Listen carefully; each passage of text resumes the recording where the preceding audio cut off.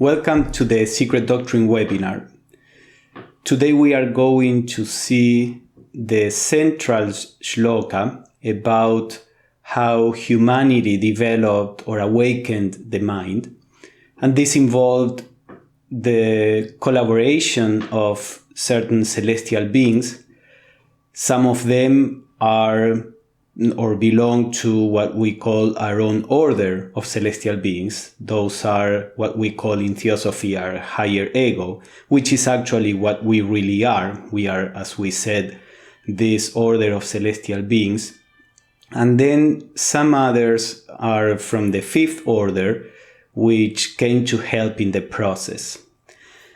So let us proceed with the second volume. First, we will explore briefly the second root race. In our last class, we saw the development of the first one, and then we will go on to the third root race, that is when the incarnation of these angels happen.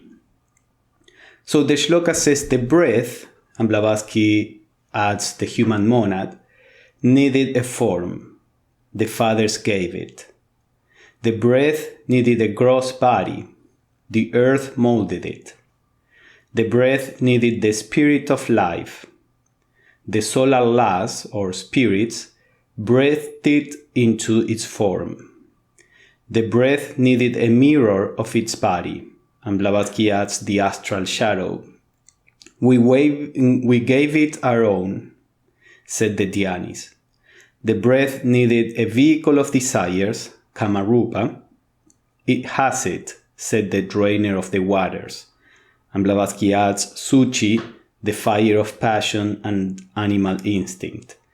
So you see here there is a listing of some of the elements that the monad needs in order to express itself in a personal way on the lower planes, and how there are different forces and celestial beings, entities that participate in preparing this vessel for the monad. Now the shloka continues, the breath needs a mind to embrace the universe. We cannot give that, said the fathers, the Pitris. I never had it, said the spirit of the earth. The form would be consumed were I to give it mine, said the great solar fire. Nascent men remained an empty, senseless Bhuta. Thus have the boneless given life to those who became later men with bones in the third race. So here, this is like a recap of the situation of humanity at this point, in which there was the monad, there was a vessel for the monad, the body and the double of the body, and the passions, the emotional principle, let's say. But the human being was incomplete because it didn't have a mind. And we will see how that happened. So the second race, which is still mindless, the shloka says, was the product by budding and expansion, the asexual form from the sexless shadow. Thus was all anew the second race produced. So the shlokas go now a little into how these races of human beings, and when we say human beings, remember this is just an embryonic form of a human being. Real humanity, as we can regard it today, started after by the end of the third root race, after humanity got the mind, the sexes separated, and then the human form began to evolve until it was more or less what it is today. So this second race, it is said that reproduced itself by budding and expansion.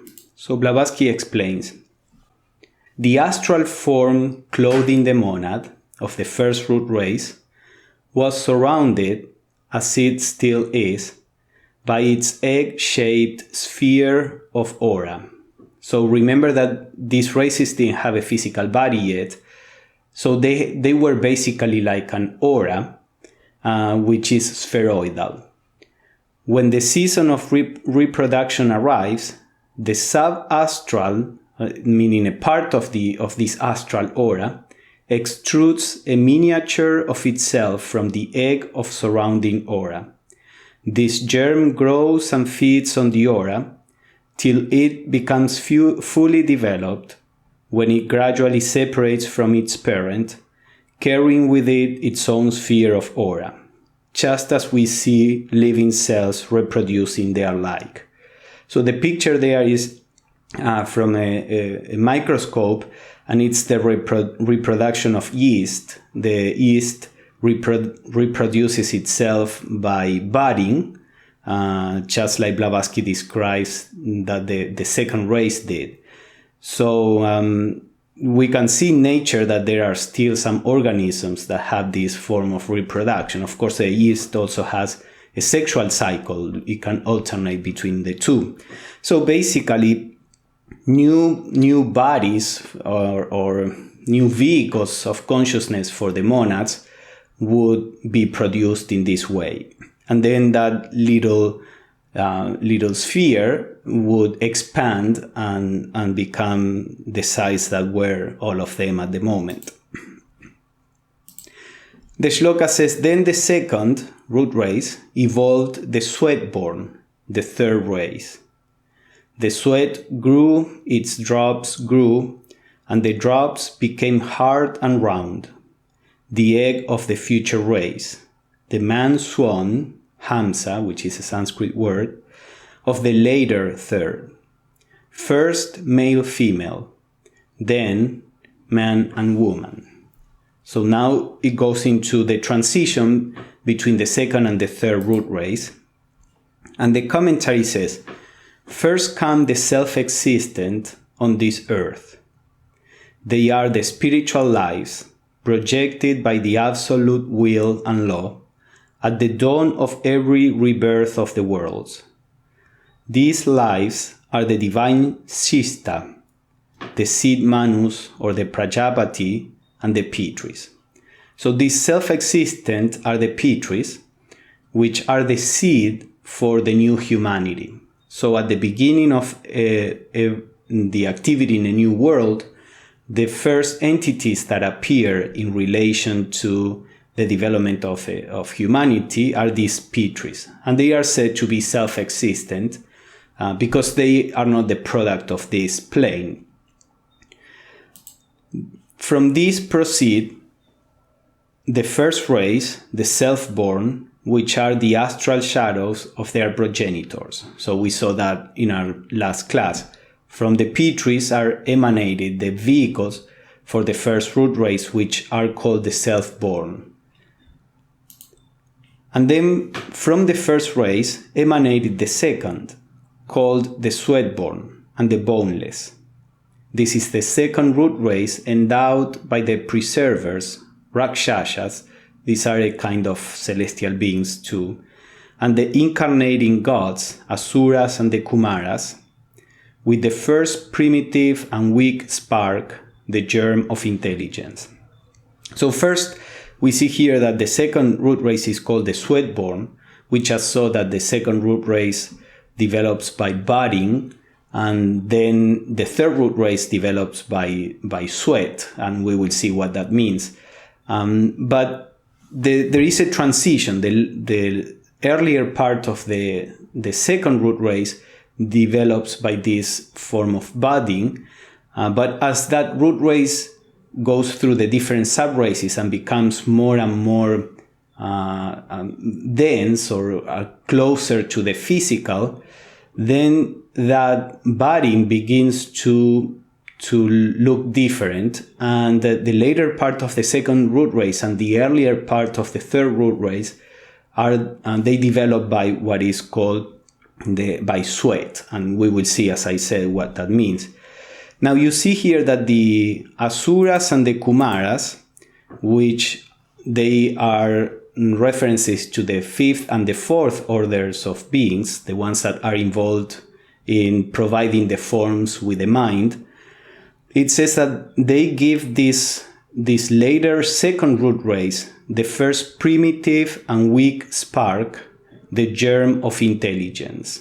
So you can see here that already in the second root race, we have the beginning of the awakening of the mind. But this is not enough to make the forms intelligent beings. We are still, as I said, at the level of the embryonic stages.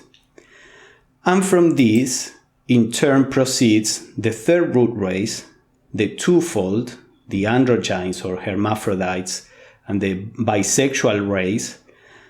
The first races hereof are shells, till the last is inhabited, that is informed, by the dhyanis, or the celestial beings, by the souls.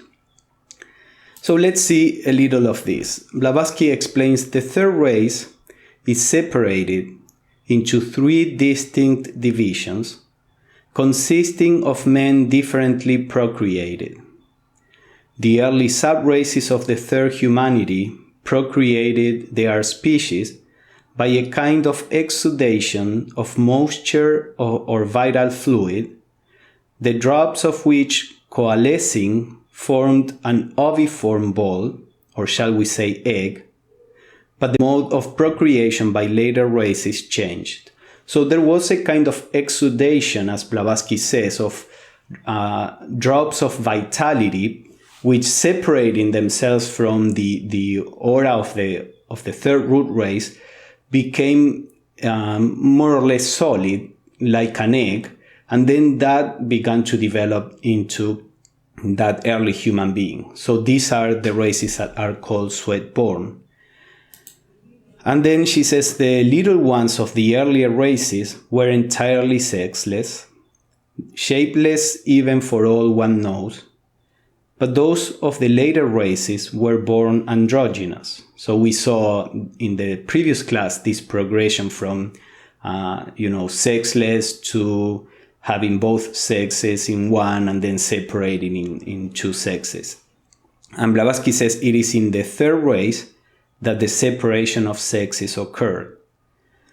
From being previously asexual, humanity became distinctly hermaphrodite or bisexual, and finally the man-bearing eggs began to give birth gradually and almost imperceptibly in their evolutionary development, first to beings in which one sex predominated over the other, and finally to distinct men and women.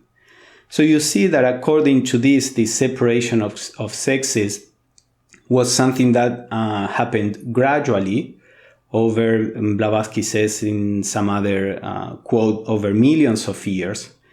But the potentiality for both sexes or genders are still in the DNA of human beings. And the fact that is possible can be seen in some babies that they are born with both genders. Of course, at this point in evolution, that is an anomaly, but that was the rule in earlier stages of evolution. And according to Blavatsky, that will become again the rule in later stages of evolutions. Several millions of years from now, when the physical shape of human beings will have changed quite a bit from what we are right now. These are different cycles of evolution. So here is a summary of the modes of reproduction. The Barhishat Pitris are the self-existent that the commentary mentioned. Then we have the first root race that are said to be self-born. Then we have the early second root race that reproduced by means of this kind of budding. Then the late second root race and the early third root race are the sweat-born. Then that sphere of sweat became more solid, and humanity began to be born out of eggs, like the middle third root race. And here again, we are approaching the physical, but not quite physical as we know it. And finally, the late third root race, after the separation of the sexes, humanity begins to be born from the womb as it is now. Now, it is interesting to see that these modes of reproduction that seem to be so strange, there are brief references in other scriptures. Actually, in some scriptures of Buddhism, although they don't really explain what this means and therefore is sometimes interpreted in very different ways, some scriptures do mention these same kind of modes of reproduction. They talk about humans being born from eggs, from sweat, the self-born humans, and then of course our normal mode of reproduction. And this can be seen, there are traces of this also in Hinduism and in Jainism, although sometimes they interpret that these modes of reproduction refer to not only to humans, but to other animals, insects. Now, in none of the known scriptures from these traditions describe these modes of reproduction to the degree of detail that the stanzas of Dzyan do. So that is something that is quite unique to the stanzas of Dzyan. So now we come to the key point in the production of a human being.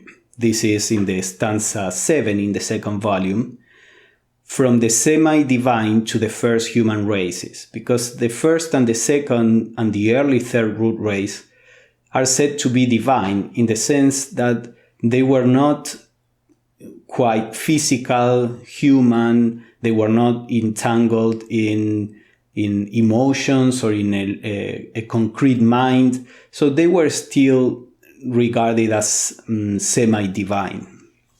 Now Blavatsky says that this stanza contains in itself the whole key to the mysteries of evil, the so-called fall of the angels, and the many problems that have puzzled the brains of the philosophers from the time that memory of man began. It solves the secret of the subsequent inequalities of intellectual capacity and gives a logical explanation to the incomprehensible karmic course throughout the eons which followed.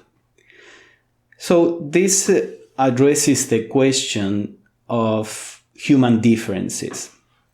When Blavatsky wrote this, you had basically only two options in regards to human beings. Either the option, at least in the West, either the option that God created all souls equal, or that human beings developed by evolution coming from the apes and developing intelligence. Now, if you think that God developed all souls equally, how come that there are some geniuses in humanity, in different fields, say in science, typically we would say Einstein, or some religious geniuses, like many religious teachers, saints, prophets, keeping within the Western tradition. And at the same time, we have human beings with very limited intellectual capacities or very limited emotional capacities. Some human beings have a very, very simple life in nature, in the tribes, which is neither better nor worse, but intellectually, except for the great civilizations that, as we are going to see, come from earlier civilizations of human development, but there are some tribes of natives that have a very simple life with a very simple intellectual development. Of course, many of them are far closer to living in harmony with nature than we are, because their minds are not so developed to break them apart from nature, and there is a lot of wisdom we can get from them. But generally speaking, how come that there are differences in human beings? Even in the developed countries, we see that there are people who seem not to be able to live abiding by moral rules. How is this possible if God created all souls equal? Where is the justice? What's the justification for all of this? So Blavatsky says that this shloka gives an answer to all of this. So let's start seeing what this says. The sons of wisdom, the sons of night, issued from the body of Brahma when it became night, Blavatsky says, ready for rebirth, came down. They saw the intellectually vile forms of the third root race, still senseless race, Blavatsky says. We can choose, said the lords. We have wisdom. Some entered the chayas, the bodies that were there. Some projected a spark. Some deferred till the fourth race. From their own essence, they filled, intensified the kama. Kama is the vehicle of desire and the more passional nature of human beings. Those who received but a spark remained destitute of higher knowledge. The spark burned low. The third remained mindless. The jivas, monads, were not ready. These were set apart among the 7 primitive human species. They became the narrow-headed. The third were ready. In this shall we dwell, said the lords of the flame and of the dark wisdom. So you see that here in a single shloka there are many cases that are together. Cases in which the Dhyan is incarnated, in others they projected a spark, in others they didn't incarnate. Part of the third root race was ready, part of the third root race was not ready. So this is a shloka that has a lot of information, that is covering a lot of ground. Blavatsky even says that she cannot explain the whole shloka with all the different possibilities that are involved there, not only because of space, but also she says, I'm not sure that I know all the possibilities that are there.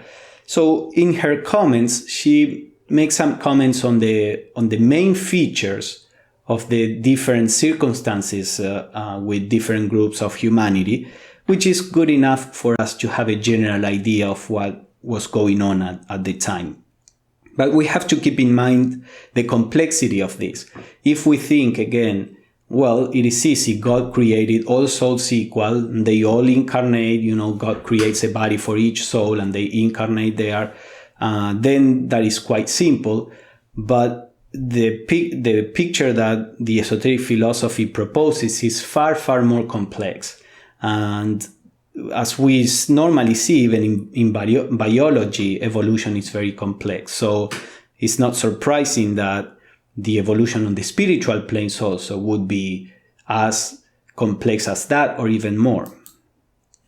So let's go case by case as far as we can.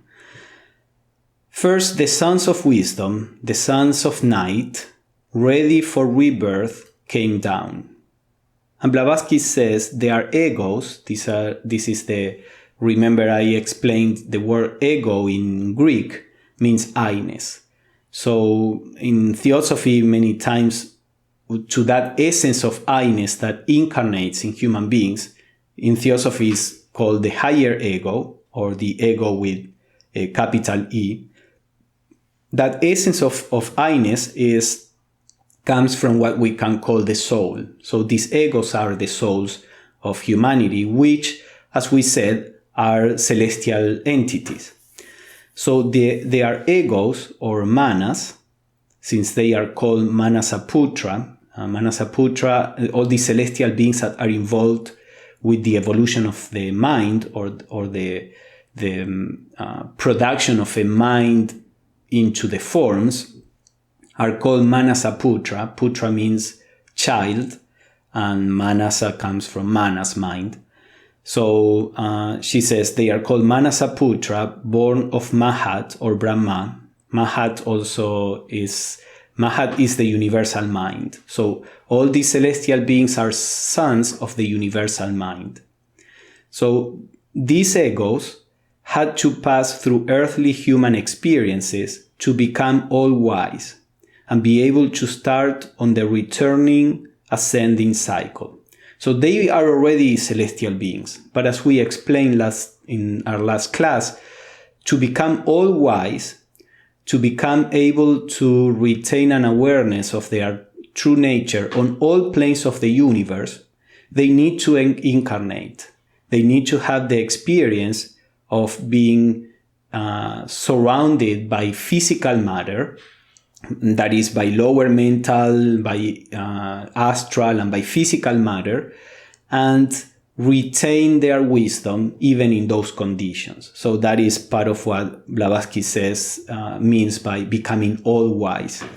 So these celestial beings were called to incarnate in forms.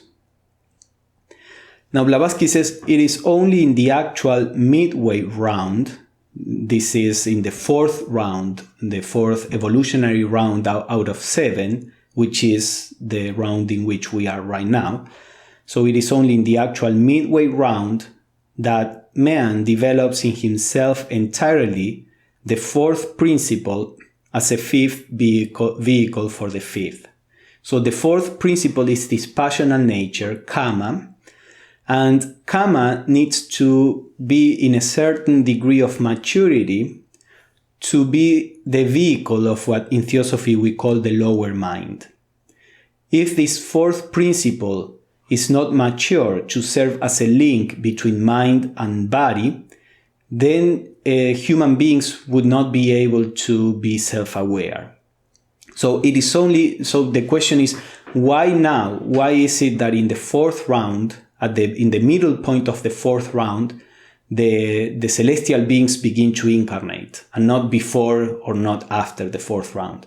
And Blavatsky answers that it is only after there is half of the cycle of evolution has gone through in the fourth round that the fourth principle is mature enough to receive the incarnation of human beings or the human souls.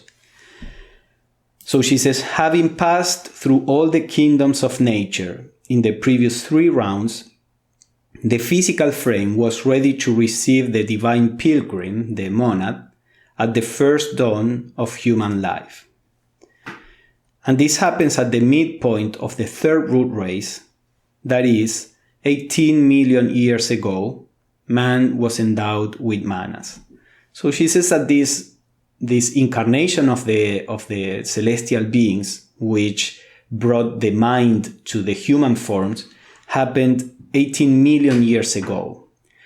Now, at this point, humanity was barely physical 18 million years ago. And then, as we are going to see very briefly, this very early humanity developed into a civilization that Blavatsky called Lemuria.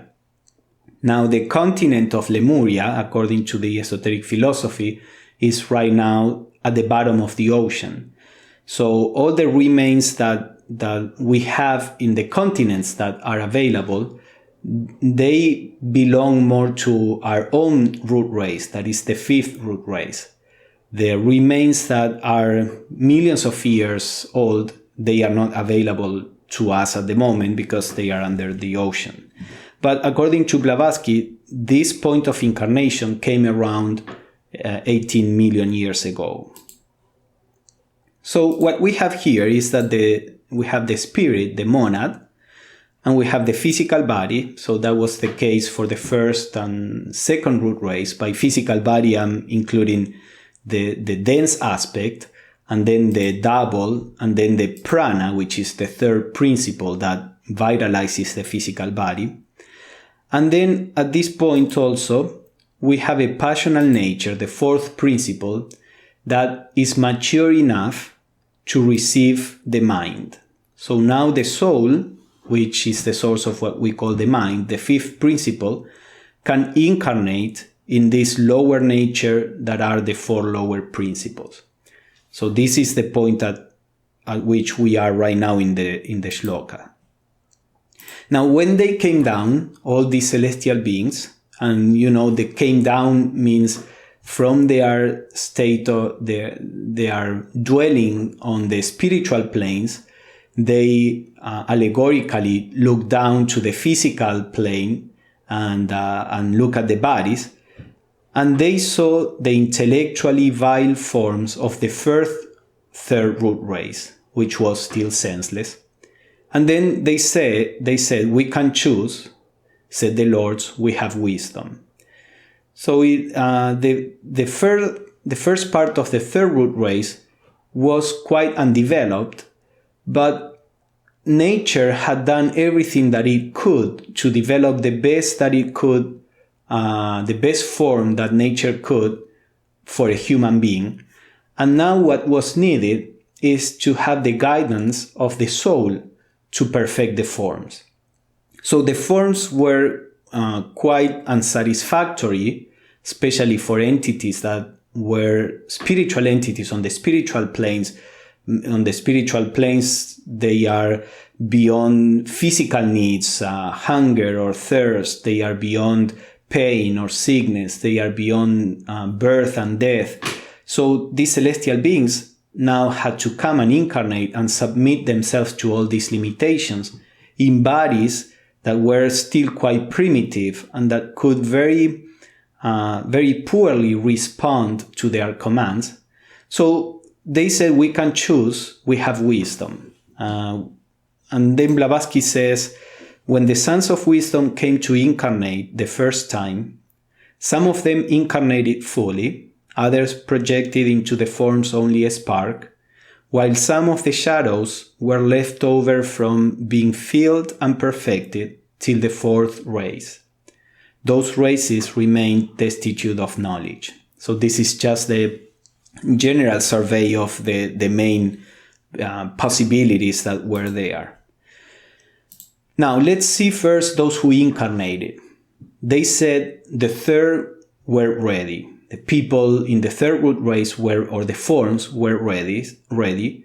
In these shall we dwell, said the lords of the flame and of the dark wisdom. So some enter the chayas. These are the ones that enter.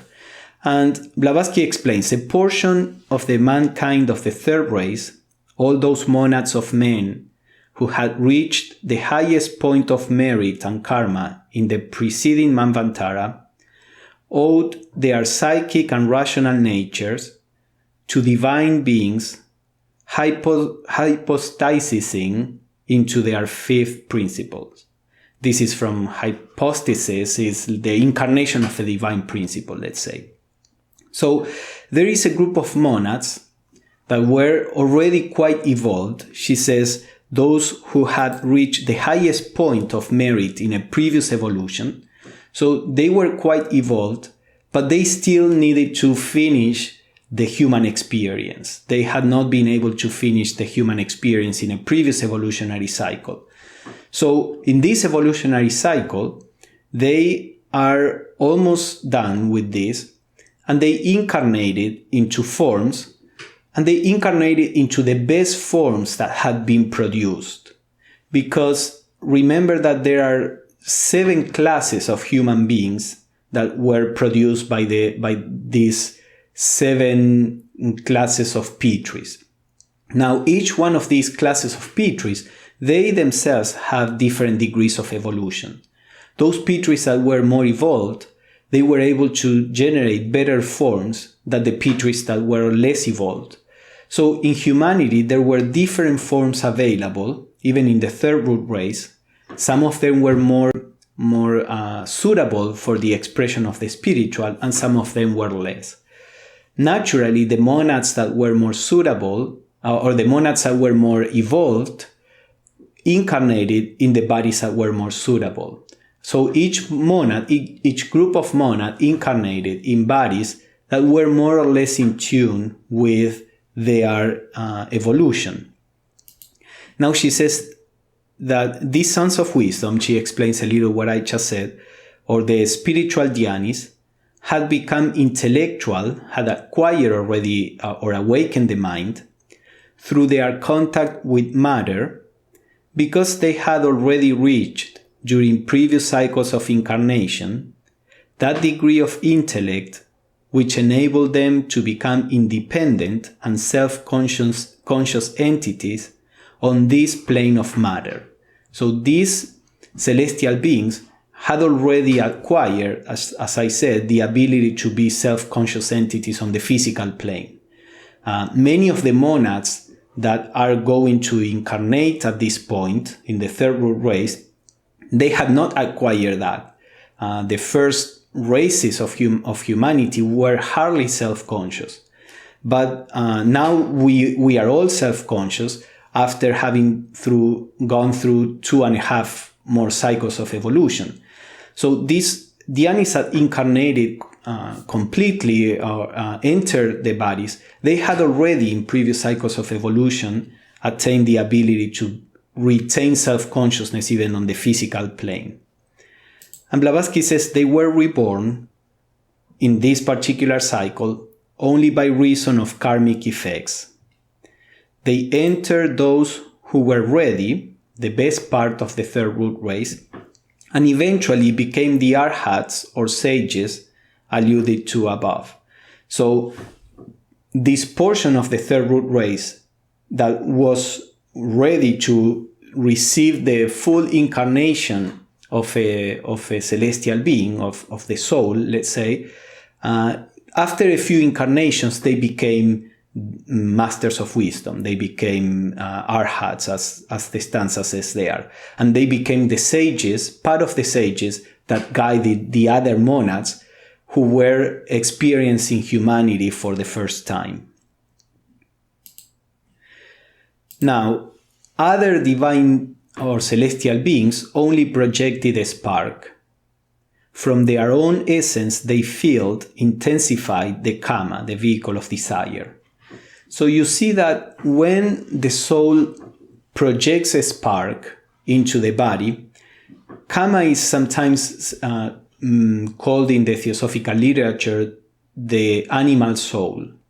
Animal soul because this fourth principle, kama, develops during the fourth kingdom of nature, which is the animal kingdom, if we count from the elementals as a kingdom. So during the animal evolution, the fourth principle is developed. That's why this is the animal soul, the soul or the principle that we inherit from the animals. Now, in animals, things like aggression or sexual desire or the search for pleasure and the running away from pain, all these things manifest in a perfect way, in a balanced way, respecting the appropriate seasons, only when there is the need at the moment for aggression or for running away from the aggression. So in animals, the animal soul is still in harmony with nature.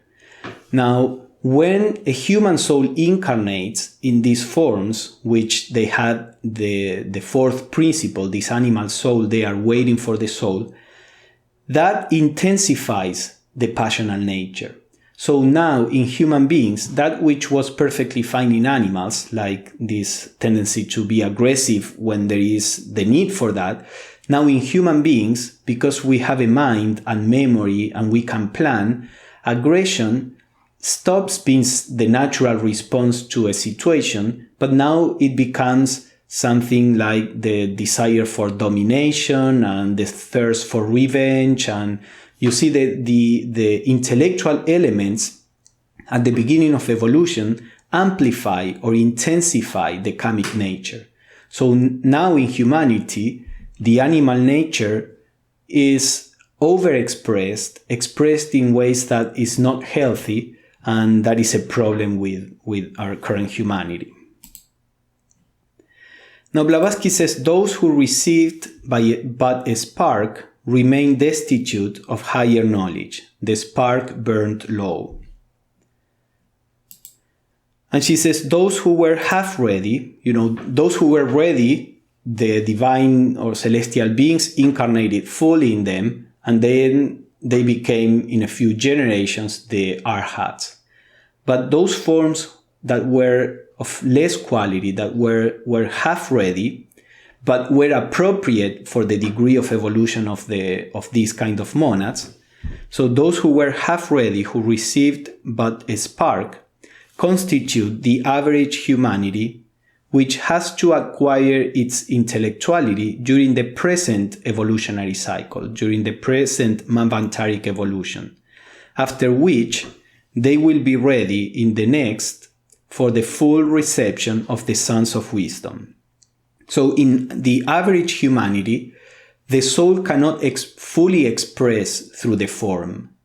The soul is is still throwing a spark, is still trying to influence the personality, but we cannot say that it's fully incarnated because the soul doesn't have full self-mastery over the personality. So the monads of the average humanity are learning to do that right now. And once they learn to do this, and once the personal nature is purified and transcended, then the soul is said to be able to incarnate fully, and then that person becomes a sage or an arhat. So that is the idea here. Now the other situation, the third remained mindless. A third group within the third root race remained mindless. The jivas or monads were not ready. These were set apart among the 7 primitive human species. They became the narrow-headed. And Blavatsky explains they were not ready signifies that the karmic development of these monads had not yet fitted them to occupy the forms of men destined for incarnation in higher intellectual races. Those which were not ready at all, the latest monads, which had hardly evolved from their last transitional and lower animal forms at the close of the third round, remained the narrow-brained of the stanza. So you see there are some monads that had hardly finished their experience in the animal kingdom. So when the time to incarnate as humans came, we have a group of monads that come from previous evolutions, that they were almost finished with the human experience. Then we have a group of monads that had been human monads since the beginning of this planetary chain, or since the early stages of this planetary chain, like in the first round, the second, the third, and now we are in the fourth round. So these monads are the average humanity. And then there was a group of monads that during the first, second, and third rounds, they were still animating animals, and they had just made it to evolve so that they can now experience the human kingdom. But they are very close still to the animal kingdom of evolution. So these monads that were not quite ready to incarnate and provide the forms with a fully awakened mind, just because they were not still grown enough. When we talk about evolution, we are just talking about growth through time. It's like a child cannot drive a car just because it still has to develop certain skills. A teenager can drive a car and it will drive it less efficiently than a fully developed adult that already learned how to drive a car. So you probably won't give a teenager a car that it could be too dangerous for him to drive. But it would be safe to give a better car to an adult, for example. So this allegory may help us understand that this choosing of different bodies according to the evolution of the monads is just the natural result of the development of skill. It has nothing to do with any kind of discrimination. It's just natural. So these monads were not even able to project a spark, and those bodies remained destitute of knowledge. They remained quite close to the animal kingdom. They were similar to the idea that we have today of some cavemen, which we say were not quite Homo sapiens, but they were close enough to be Homo sapiens. Now, at this point, we are even before this. We will explore later what these hominids, where they come from. But the idea is that these monads incarnated in forms that were still too close to animals, and they remain destitute of knowledge. Blavatsky says they are simply the latest arrivals among the human monads, which were not ready, which have to evolve during the present round, during the fourth round, as on the three remaining globes. Remember the planetary chain, there are 7 globes. We are on the fourth globe, there are 3 more globes. And when evolution goes through those 3 globes, the fourth round of evolution will be finished. So Blavatsky says they have to evolve during the 3 remaining globes, hence on 4 different planes of being. Remember that these globes are not on the physical plane. So as to arrive at the level of the average class when they reach the 5th round. So they will arrive at the level of the average humanity in the next round. The Sons of Wisdom had spurned the early third race, that is the non-developed, and are shown to incarnate in and thereby endow with intellect the later third race. So in this case, they waited until the bodies developed a little more and the monads themselves developed a little more and incarnated later in the last part of the third root race. All these monads were not ready at the moment. And then the last situation, some celestial beings deferred the incarnation till the 4th root race. Now, in this case, these celestial beings that deferred to incarnate until the 4th root race was not because they were not developed enough, the monads there were not developed enough. These were celestial beings that had acquired in a previous evolution a certain degree of intelligence, but not enough to be wise and know that they should incarnate, but they had developed more intelligence than other monads which really didn't have any choice. So they are like in between. They have enough intelligence to choose, but not enough to choose rightly. And this is, I guess, similar to what would happen to most of humanity at this point in evolution.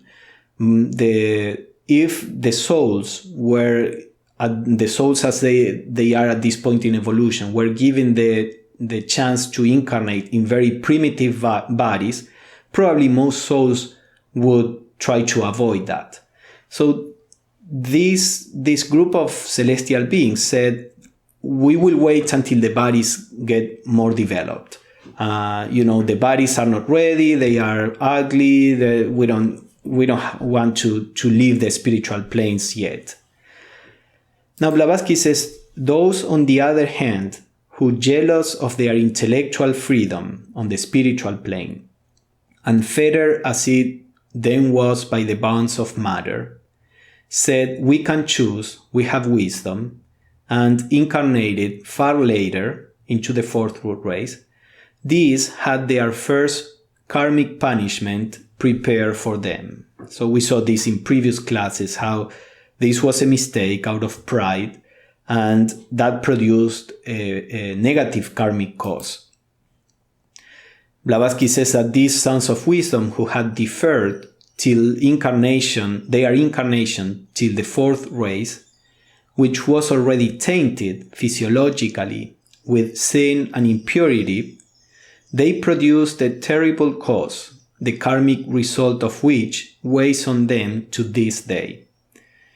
It was produced in themselves, and they became the carriers of that seed of iniquity for eons to come, because the bodies they had to inform had become defiled through their own procrastination. We will see this in the next class, but those bodies who were actually quite ready for them to incarnate, they left the bodies alone without a mind, and those bodies degenerated, so that then when they incarnated later on, the bodies were already defiled. It was far more difficult to influence these bodies, and these bodies became, or these personalities became, quite selfish and rebellious, and they had a difficulty handling these personalities. So that was the result of their procrastination, as Blavatsky says, and we will explore a little what happened with these souls. So as we can see, there are souls with different degrees of evolution, and they incarnated at different times. They incarnated in different bodies that were more or less receptive to the influence of the soul. And Blavatsky says in the great book of the mysteries, we are told that 7 lords created 7 men. 3 lords, the Anchohans or Pitris, were holy and good. 4 less heavenly and full of passion. The Chayas, or these forms, the phantoms of the fathers, were as they. So remember, when in the first race the Pitris emanated these forms, those forms were evolved or as good as the Pitris themselves were. Remember at this point that in the esoteric philosophy, angels are not perfect. We still have unconsciously the Judeo-Christian traditions, especially those who were born in this religious tradition, the idea that God creates perfect angels, full-blown, perfect angels, and creates perfect human forms. But that is not the case, at least from the esoteric philosophy point of view. The angels themselves are evolving. The angels themselves have different degrees of skills, and they all do the best they can, but they cannot do more than they can. Now, this is not unfair, because everything in nature is on different degrees of evolution. So there are some monads for which the more imperfect bodies that the lower Pitris can produce are a match. And then those monads that are more evolved, they get a better body that is produced by higher Pitris. So this is what Blavatsky is saying here. And then she says, this accounts for the differences in human nature, which is divided into 7 gradations of good and evil. So from an esoteric point of view, it seems that there are 7 stages in the development of human morality. I suppose from the stage of those human beings that they just kill others, they have no concern for others, they are just very selfish and self-centered, to the degree of those human beings that are close to be enlightened beings, that are full of love or compassion. So within this range, there are, according to Blavatsky, these 7 degrees of humanity. And this is what accounts for the differences. Why is this difference, as we said? It's because the monads that are incarnated have a different evolutionary stage, and also the bodies that were given to the monads originally, and from which in each incarnation the monad continues with that kind of body. The bodies themselves, as I said, were of a better or lower quality. By better or lower quality, I mean they were more receptive or less receptive to the spiritual nature. Now, to understand this, we have to remember that at the level of the soul, the souls are always far more evolved than anything the personality can show. When we see personalities, people, here on the physical plane, doing terrible things, that is never the soul, the one that is doing these terrible things. In the esoteric tradition, there is a duality on the manifested aspect of a human being between the soul and the personality. The soul can affect the personality only to a certain degree. But the personality has its own life, its own consciousness. Of course, ultimately speaking, this consciousness of the personality is derived from the soul. The ray of mind that we call the lower mind is an emanation from the soul. It's that spark that they projected into the human forms. Now, when that spark is weak, and the matter in which the spark is trying to work is very strong and has its own tendencies, then the soul can do very little to guide the personality. So every time we see a person that does something terrible, the first victim of that is the soul, more than the people who are suffering for the actions of this person. Because that means that soul doesn't have enough skill, or it may not even be awake enough to realize what the personality is doing.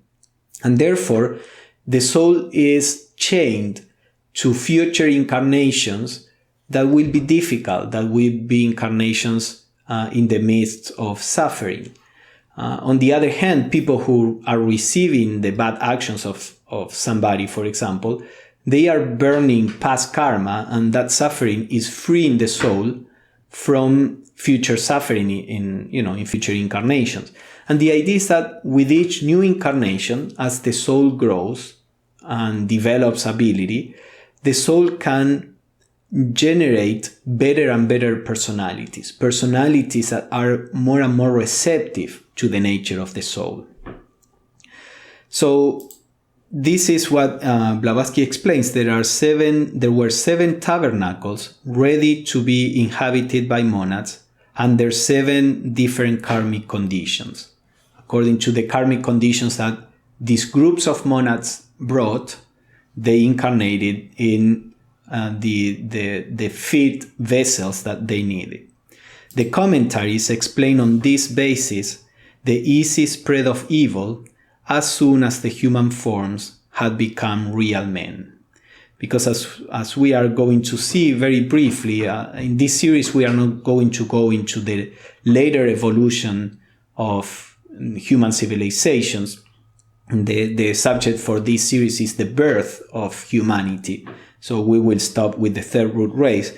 But as soon as the mind began to be more awakened in the forms, then the forms of those monads that were little evolved and that the bodies were less receptive to the spiritual influence, they soon fell into evil ways, into conquering and power and all this. At the same time, there were other souls who incarnated and became adepts, and they were trying to teach the average humanity better ways.